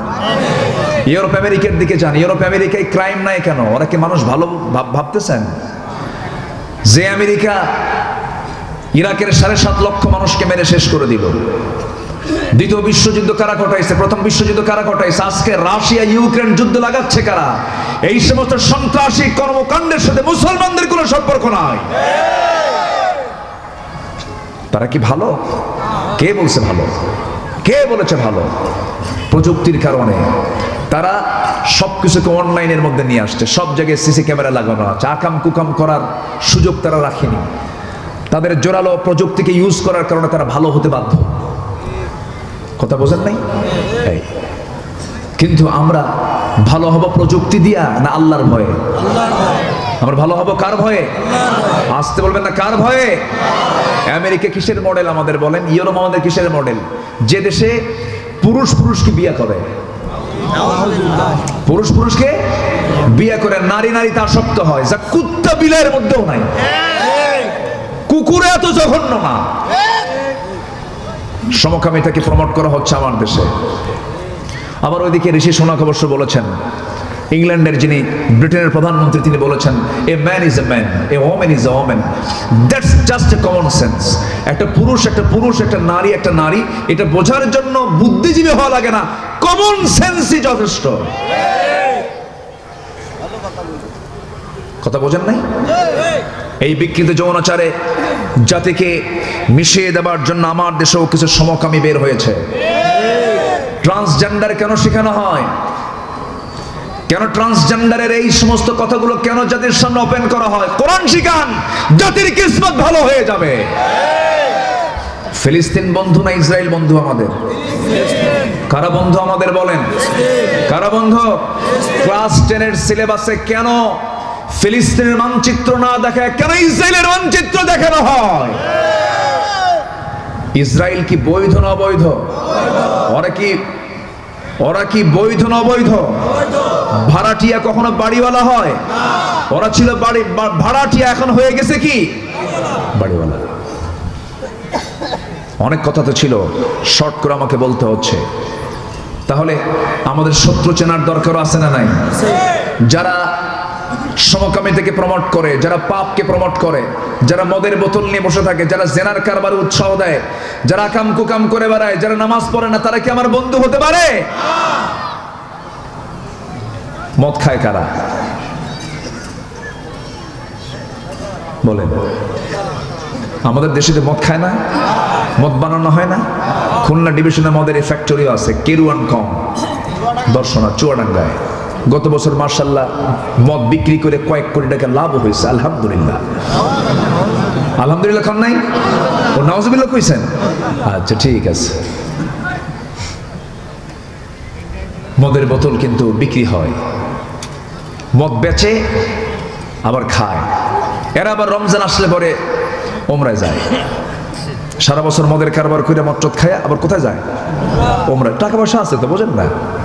যায়া 30 দিন চিন্তা করে 11 মাস আকাম কুকাম করছে, আর 1 মাস কোনো আকাম কুকাম করবো না, একেবারে শীত হয়ে পড়ে থাকবো আল্লাহর ঘরে। সবে কদর, কিয়ামুল লাইল, রোজা, 5 ওয়াক্ত একদম জামাতের সাথে নামাজ। মনে মনে চিন্তা করে যে যেহেতু এখানকার 1 রাকাত সাধারণ মসজিদের মানে 1 লক্ষ রাকাতের সওয়াব হবে এখানকার 1 রাকাত পড়লে, এত সওয়াব। 1 মাস একেবারে ভালো করে প্যাকেজটা নিয়ে চলে যাব, অন্তত 11 মাস যেন কাভার হয় 1 মাসের ইবাদত দিয়া। কি কথা কি বুঝতেছেন আপনারা? আবার হুজুর একটা ভাড়া করে নিয়ে যায়, হুজুর এমন দোয়া দিবেন যেন দোয়ার ঠেলায় আমি জান্নাত পার হয়ে জাহান্নামে যাই। যা তুই জাহান্নামে। আসলো সারা মাস জিকির আজগার কইরা, ইহরাম টেহরামের কাপড় টাপড় পইরা, ইহরাম করে তোয়াফ টোয়াফ কইরা, সাইটাই করে, ওমরা হজ কইরা, রমজান মাস কিয়ামুল লাইল করে, ইতিকাফ করে, দেশে এসে ঈদের দিন সন্ধ্যাবেলায় মদ 3 বোতল খায় শীত হয়ে পড়ে আছে। এরকম টাইপের কিছু লোক আছে না নাই? আসতে বলবেন না, আছে না নাই? এমন পাপী কি জান্নাত পাবে? এমন পাপী কি জান্নাত পাবে? আল্লাহ তাআলা আগে বলছেন, আগে পাপ ছাড়। আগে কি ছাড়? আপনার নফল নামাজ নাই, বড় কোনো ক্ষতির কারণ না। আপনার তাহাজ্জুদ মিস, বড় কোনো ক্ষতির কারণ না। কিন্তু আপনি বড় গুনাহ শিরক ছেড়েছেন, বড় গুনাহ বিদআত ছেড়েছেন, বড় গুনাহ বাপ-মার সঙ্গে আপনি নাফরমানি না করে বাপ-মার খেদমত করেছেন। আপনার জন্য এটাই প্লাস, এটা আপনাকে জান্নাতে নিয়ে চলে যাবে। কষ্ট পাচ্ছেন? আমার আপনার জন্য এখন নাম্বার 3 আমি আপনাদেরকে বলছি, সেটা হলো আমরা আমাদের চ্যালেঞ্জ হবে, আমরা পাপ কাজে জড়াবো না। সবাইকে রাজি আছেন? সবাইকে রাজি আছেন? জোরে বলি ইনশাআল্লাহ। পাপের দিকে যাব না। 10টা গুণ আমরা অর্জন করব, 10টা গুণে গুণান্বিত আমরা হয়ে যাব। নাম্বার 1 হলো ইন্নাল মুসলিমিনা ওয়াল মুসলিমাতি ওয়াল মুমিনিনা ওয়াল মুমিনাত ওয়াল কানিতিনা ওয়াল কানিতাত ওয়াস সাদিকিনা ওয়াস সাদিকাত والصابرين والصابرات والخاشعين والخاشعات والمتصدقين والمتصدقات والصائمين والصائمات والحافظين فروجهم والحافظات والذاكرين الله كثيرا والذاكرات أحد الله لهم مغفرة وأجرا عظيما جربنا الله أكبر বাড়িতে মিলাই নেবেন আল্লাহ রাব্বুল আলামিন বলছেন তোমরা মুসলমান পুরুষ এবং মুসলমান নারী মুমিন পুরুষ মুমিনা নারী অনুগত পুরুষ অনুগত নারী দানবীর দানশীল পুরুষ দানশীল না দানশীলা নারী ধৈর্যশীল পুরুষ ধৈর্যশীলা নারী এরপর ওয়াল খাশিঈন ওয়াল খাশিআত আবার বলছেন বিনয়ী পুরুষ বিনয়ী নারী ওয়াল মুতাসাদ্দিকিন ওয়াল মুতাসাদ্দিকাত দানশীল পুরুষ দানশীলা নারী ওয়াস-সাইমিন ওয়াস-সাইমাত রোজা রাখা পুরুষ রোজা রাখা নারী ওয়াল হাফিযিনা ফুরুজাহুম লজ্জাস্থানের হেফাজতকারী পুরুষ এবং লজ্জাস্থানের হেফাজতকারিণী নারী ওয়ায-যাকিরিনা আল্লাহ কাসীরা আল্লাহ জিকির করনেওয়ালা পুরুষ এবং জিকির করনেওয়ালী নারী এই 10টা গুণে গুণান্বিত যে বান্দা হবে আল্লাহ বলছেন তাদের জন্য আমি আল্লাহ সাধারণ ক্ষমা ঘোষণা করে দিলাম এবং তাদের জন্য আমি আল্লাহ জান্নাত রেডি রেখে দিয়েছি জোরে বলি সুবহানাল্লাহ। এখন প্রশ্ন হলো হুজুর যতগুলো বলেন সব তো আমাদের মধ্যে আছে, আমরা তো মুসলমান, আমরা তো ইমানদার, আমরা তো অনুগত, আমরা তো সেজদা দেই, আমরা তো রুকু করি, আমরা দান করি, আমরা তো রোজাও রাখি, আমরা তো জিকিরও করি, আমরা তো লজ্জাস্থান হেফাজত করি, সব বললাম সব ঠিক আছে, কিন্তু আমার বন্ধুগণ আসলে কি আমরা ঠিক আছি নাকি? আমরা কি ঠিক আছি? ঠিক না। ঈমান কারা এনেছেন দেখেন, একজন সাহাবী ঈমান আনলেন, ফলাফল কি হলো? যিনি ঈমান এনেছেন তার বাপ মারা গেছে আগেই, এতিম, চাচার কাছে মানুষ হয়েছে, চাচার কানে সংবাদ গেছে ভাতিজা ইসলাম কবুল করছে, দিন মেনে নিয়েছে, মুসলমান হয়েছে, ঈমান এনেছে। বলা হলো ভাতিজা শুনলাম তুমি নাকি ইসলাম কবুল করেছো, তোমার আব্বা কত আগে মারা গেল, আমি তোমাকে নিজে লালন পালন করলাম, নিজের সম্পত্তি দিলাম, তুমি এত বড় অপরাধ করে ফেললে। ভাতিজা বলতেছে চাচা আপনার দৃষ্টিতে এটা অপরাধ হতে পারে, কিন্তু আমি জান্নাতের রাস্তা খুঁজে পেয়েছি। জোরে বলে সুবহানাল্লাহ। সবচাইতে ওই পথিকটা বড় বিপদের পথিক, ওই পথিকটা সবচেয়ে বড় বিপদের পথিক, যে জান্নাতের রাস্তা হারায়া ফেলবে। কিসের রাস্তা হারায়া ফেলবে? তাহলে আমাদের সবার আগে সব রাস্তা হেরে যাই আমরা, কিন্তু বলা যাবে না কিসের রাস্তা? জান্নাতের রাস্তা। সে বড় বড় কপাল যে জান্নাতের রাস্তাটা হারায়া ফেলেছে। এই সাহাবী করলেন কি? চ্যালেঞ্জের সম্মুখীন হয়ে গেলেন। বলা হলো তুই ইসলাম ছেড়ে দিবি, নচেত এই বাড়ি ছাড়বি। সঙ্গে সঙ্গে তিনি বললেন বাড়ি ছেড়ে দেব, ইসলাম ছাড়বো না। চাচা প্রচন্ড ক্ষেপে গিয়ে থাপ্পড় মেরে জমিনে ফেলে দিয়েছে। সঙ্গে সঙ্গে বলল তোর থেকে আমি জোর করে সম্পত্তি সব নিয়ে নেব। জবাবে এই ভাতিজা ইমানদার সাহাবী বলে ফেলতেছেন চাচা জোর করবেন কেন? জোর করার দরকার নাই, আপনি যে আমাকে সম্পত্তির লোভ দেখাচ্ছেন এগুলো আমার নেওয়ার প্রয়োজন নাই, আমি আপনাকে বিনা শর্তে সবকিছু আপনাকে আমি দিয়ে দিলাম, আপনি নিয়ে নেন, আমি ঈমান ছাড়তে পারবো না। চাচা খেপে গিয়ে রেগে গিয়ে জামার কলারটা টান মেরে ধরে ছিঁড়ে ফেলেছে জামা। এবার বলতেছে তোর পায়জামাটাও খুলে ফেল, লুঙ্গিটাও খুলে ফেলেছে, উলঙ্গ করে ঘর থেকে বের করে দিয়েছে। আমার বন্ধুগণ এই সাহাবী মার দরজার সামনে গিয়ে বলে মা দরজা খুলে আমার দিকে তাকাবা না, আমি উলঙ্গ। আমার চাচা আমার শরীর থেকে লুঙ্গি পর্যন্ত খুলে নিয়েছে, আমাকে কোনো মতো সতর ঢাকার জন্য একটা চাদর দিয়ে দাও মা। একটা চাদর দিয়ে দেওয়া হলো। সেই চাদরটা পরে মাকে লক্ষ্য করে বলছে মা আমি চললাম নবীর দরবারে। এই দুনিয়ার কোনো দরবার আমার পছন্দ নয়, ঈমান এনেছি, ঈমানের উপর আমি টিকে থাকতে চাই। মা আমি চললাম মদিনার পানে। ওই সাহাবীর বাড়ি ছিল মক্কা এবং মদিনার ঠিক মাঝখান বরাবর। ওই সাহাবী শীতের রাতে রওনা দিয়েছেন, প্রচন্ড শীতকাল।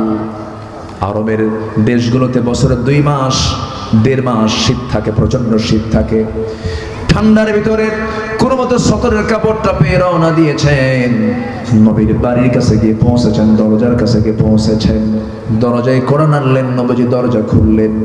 খুলেই দেখেন সুন্দর যুবক একটা, কিন্তু গায়ে কোনো কাপড় চোপড় নাই, কোনো মতো সতর ঢাকানো। নবীজি কোনো কিছুই জিজ্ঞাসা করলেন না, ভিতরে চলে গেলেন।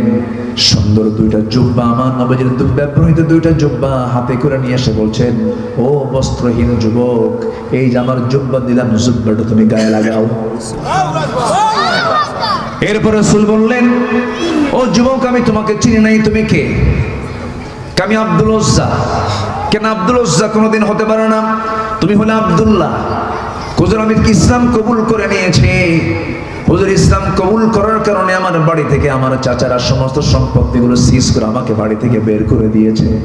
আমি বাড়ি থেকে বের হয়ে চলে এসেছি চিরতরে, সমস্ত সম্পত্তি দিয়ে এসেছি, কিন্তু আমি আমার ঈমানের দৌলতটা আমি হাতে সংরক্ষণ রেখেছি। নবীজি বুকের সঙ্গে জড়াইয়া ধরলেন, জড়িয়ে ধরে বলছেন, ও আমার প্রিয় সাহাবী আব্দুল্লাহ, তোর চাওয়া কি বল? এবারে রাসূল বলছেন, তোমার কি চাওয়া বলো? সাহাবী বলছেন, হুজুর আপনি আমার জন্য দোয়া করুন, আপনার মন যা চায় আপনি বলেন। আমার নবীজি আকাশের দিকে তাকায় বলছেন, আরশের মালিক, আমার এই প্রিয় সাহাবী আব্দুল্লাহর জান মাল তুমি কাফের বেঈমানদের জন্য হারাম করে দাও। এই কথা বলার সঙ্গে সঙ্গে সাহাবী হাওমাও করে কেঁদে কেঁদে বলে, হুজুর আমার গোটা জীবনের সাধনা হলো আমি শহীদি মওত, আমি কামনা করি আমি শহীদ হয়ে আল্লাহর জান্নাতে চলে যাব। কিন্তু আপনি আমার জন্য এমন দোয়াটা করলেন কেন? এমন দোয়া তো আমি আশা করি নাই, প্রত্যাশা করি নাই। রাসূল বলছেন, ওয়াইম্মা তাআলা ফিরাশিহি, ও আমার সাহাবী, তোর মরণ যদি বিছানাও যদি হয়ে থাকে, সাহাবী চিন্তা করিস না, আল্লাহ তোকে জান্নাত দিয়ে দেবে, আল্লাহ তোকে শহীদের দরজা দিয়ে দেবে। সঙ্গে সঙ্গে সঙ্গে সঙ্গে সাহাবী আমার নবীজি তাকে জড়িয়ে ধরলেন, বললেন, ও সাহাবী আব্দুল্লাহ, যাও কোরআন তেলাওয়াত করো, আহলে সুফার সদস্যদের ভিতরে চলে যাও। আহলে সুফার সদস্যদের মধ্যে চলে গেলেন। সব সাহাবী তারা তেলাওয়াতে বিরক্ত হয়ে নবীর কাছে রিপোর্ট করেন, হুজুর নতুন একজন ব্যক্তি এসেছে, সাহাবী এসেছে, এত জোরে চিৎকার করে করে কোরআন তেলাওয়াত করে আমাদের ডিস্টার্ব হয়। রাসূল বলছেন, ও সাহাবীরা, আমার আব্দুল্লাহর তেলাওয়াত করতে তোমরা বাধা দিও না, কারণ আব্দুল্লাহ চিৎকার মেরে এই জন্যই কোরআন তেলাওয়াত করে, কারণ আব্দুল্লাহর দিন গ্রহণ করতে গিয়া দুনিয়াটা তার ছাড়তে হয়েছে। আমার আব্দুল্লাহর তেলাওয়াতে বাধা দিও না। আমার নবীজি সাহাবীকে খুব ভালোবাসতেন। একদিন আমার নবীজি সাহাবে কেরাম কিনে যুদ্ধের ময়দানে চলে গেলেন। আব্দুল্লাহ যুদ্ধে অংশগ্রহণ করেছেন। যুদ্ধ শেষ হওয়ার পরে নবীজি মদিনার দিকে ফিরে আসতেছেন। ফিরে আসার মাঝে এমন সময় আমার নবীর কেন সংবাদ গেল, হুজুর আপনার ওই প্রিয় সাহাবী আব্দুল্লাহ শাহাদাত বরণ, ওই আব্দুল্লাহ দুনিয়া থেকে বিদায় হয় না, প্রচন্ড অসুস্থ। আমার নবীজি বলছেন, ভালো করে তার সেবা করো, ভালো করে তার শুশ্রূষা করো। 3 দিন পরে নবীর কাছে সংবাদ যাওয়া হলো, হুজুর আব্দুল্লাহ যুদ্ধে অংশগ্রহণ করেছে কিন্তু শাহাদাত বরণ করে নাই, রক্তপাত হয় নাই, কিন্তু বাঁচাতে পারলাম না। আব্দুল্লাহ কিন্তু আজকে সকালবেলা দুনিয়া থেকে বিদায় নিয়েছেন। নবীজির চোখে অশ্রু পূর্ণ হয়ে গেল। নবীজি কাঁদতে কাঁদতে বলছেন, সাহাবীরা রে, আমার এমন প্রিয় সাহাবীর মৃত্যুর কথা তোমরা আমাকে জানালে, ওই সাহাবীর জানাজার দায়িত্ব আমি কাউকে দেব না, আমি রাসূল নিজেই তার জানাজার দায়িত্ব গ্রহণ করে নিলাম। জোরে বলি সুবহানাল্লাহ, আরো জোরে বলি সুবহানাল্লাহ। আমার ভাইয়েরা, আমার নবীজি বললেন, গোসল করাইয়া দাও। গোসল করানো হলো, জানাজা শুরু হয়ে গেল। রাসূল জানাজা পড়াইয়া দিলেন। জানাজা শেষ করার পরে বলতেন, সাহাবীরা, আমার প্রিয় সাহাবী, আমার কলিজার টুকরা সাহাবী আব্দুল্লাহ কবরটা তোমরা কোথায় খনন করেছো? কোন জায়গায়? ওই যে 2 পাহাড়ের চিপায় আমরা কবরটা খনন করেছি। রাসূল বললেন, সাহাবীরা আমাকে নিয়ে যাও, আজকে আব্দুল্লাহর কবরে আব্দুল্লাহকে রাখার দায়িত্ব আমি কাউকে দেব না। এই সাহাবীর লাশটা আমি নিজে বহন করে আমার আব্দুল্লাহকে আমি কবরে শোয়া দেব। আমার নবীজি কবরের সামনে চলে গেলেন, কবরে মাটিতে নামলেন, হাতটা গায়ে দিলেন। এমন সময় লাশটা যখন হাতে দেওয়া হলো, রাসূল বলছেন, আমার আবু বকর ডানে নামো, ওমর বামে নামো। কি কত বড় ভাগ্যবান সাহাবী, সেই সাহাবী কবরবাসী, যার কবরে নেমেছেন আমার নবীর মতো মানুষ, আবু বকর ওমরের মতো মানুষ। জোরে বলুন সুবহানাল্লাহ। আমার নবী যেবার বলছেন লাশটা দিয়ে দাও হাতে, শোয়া দিলেন আব্দুল্লাহকে নবীজি নিজ হাতে, বুকের উপরে হাত রেখে কেঁদে কেঁদে আরশে আজিমের মালিকের দিকে লক্ষ্য করে বলছে, আল্লাহ তাআলা, এই আমার আব্দুল্লাহর মৃত্যুর দিন পর্যন্ত, এই মুহূর্ত পর্যন্ত আমি আব্দুল্লাহর উপরে রাজি আছি, সন্তুষ্ট আছে, তুমি আল্লাহ মাফ করে দাও। এই দোয়াটা যখন করলেন, পাশে একজন সাহাবী, খুব সচেতন সাহাবী, আল্লাহওয়ালা সাহাবী সাদ ইবনে আবি ওয়াক্কাস রাদিয়াল্লাহু তাআলা আনহু চিৎকার মেরে মেরে পাগলের মতো বলছেন, আরে ওরে সাদ, তোর মতো হতভাগা বান্দা এই দুনিয়াতে নাই। এই সাদ বিন আবি ওয়াক্কাস আজকে জীবন্ত সাহাবী না, জীবন্ত সাদ না হয়ে যদি মরা সাদ হতো, এই কবরবাসী যদি হয়ে যেত, এই সাদের জীবনটা বড় ভাগ্যবান হয়ে যেত। যেরকম সুবহানাল্লাহ। আমার ভাইরা, আমার বন্ধুগণ, ইমান টেনেছি, ইমানটার যত্ন আমরা নেব। জোরে বলি ইনশাআল্লাহ। ইমানের যত্ন আছে না নাই বলেন? যত্ন আছে। বাগান সাজাবেন, মেহনত করতে হয়। জঙ্গল বানাবেন, কোনো মেহনত লাগে না। ইমান এনেছি, ইমানের যত্ন নিতে হবে। খারাপ হবেন, খারাপের জন্য কোনো যত্নের প্রয়োজন হয় না। ইমান যখন এনেছি, প্রথম আহ্বান আমরা নামাজ পড়বো। কি পড়বো বলেন? নামাজ পড়বো। নামাজের জন্য কি শিখতে হবে বলেন? কোরআন শিখতে হবে। কোরআন শিখবো। জোরে বলে ইনশাআল্লাহ। নামাজটা শুরু করব কোন নামাজ দিয়ে বলেন? কার গিট ছুটাবো? কার গিট ছুটাবো? শয়তানের গিট ছুটাবো। এরপর ইমানের যত্ন নেব আমরা। ইমানের মধ্যে শিরিক ঢুকাবো না, ইমানের মধ্যে বেদাত ঢুকাবো না, ইমানের মধ্যে সুদ ঢুকাবো না, ইমানের মধ্যে মদ ঢুকাবো না, ইমানের মধ্যে বেনামাজি লোককে ঢুকাবো না, ইমানের মধ্যে আমার সেই নেতাকে ঢুকাবো না যে নেতা নামাজ পড়ে না। ঠিক কিনা? যুবকরা বিশেষ করে, তোমাকে যারা মদের বোতল তুলে দেবে, অস্ত্র হাতে তুলে দেবে, তোমাকে জেনা করার জন্য উৎসাহ দেবে, যুবক তোমার চরিত্র নষ্ট করার জন্য তোমার হাতে ইয়াবা দেবে, ট্যাবলেট দেবে, ওই সমস্ত নেতৃত্বের মুখে তোমার জুতা মারতে হবে। যুবকরা রাজি আছো? কারা কারা হাত উঁচু করে দেখাও।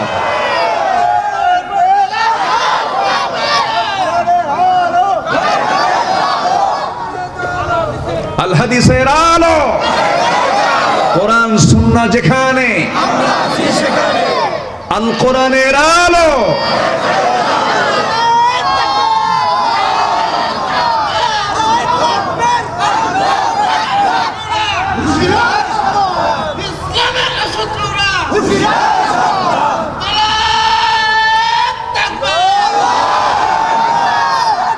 আল্লাহ কবুল করুন। জোরে বলে আমিন। আজান তো বহু আগে হয়ে গেছে মনে হয়। আজান মনে হয় হয়েছে না? আজান হচ্ছে মনে হয়। সম্মানিত ভাইয়েরা, সম্মানিত বন্ধুগণ, আমরা নামাজ পড়ি না ইনশাআল্লাহ? নামাজ পড়ি তো? এশার নামাজ পড়বেন কারা? একটু হাত তুলে দেখেন তো দেখি। জোরে বলি, ইয়া আল্লাহ, আমাদেরকে ফজর, জোহর, আসর, মাগরিব, এশা 5 ওয়াক্ত সালাত আদায় করার তৌফিক তুমি আল্লাহ দিয়া দাও। জোরে বলি আমিন। আরো জোরে আমিন। يا نفس إن لم تظفري لا تجزعي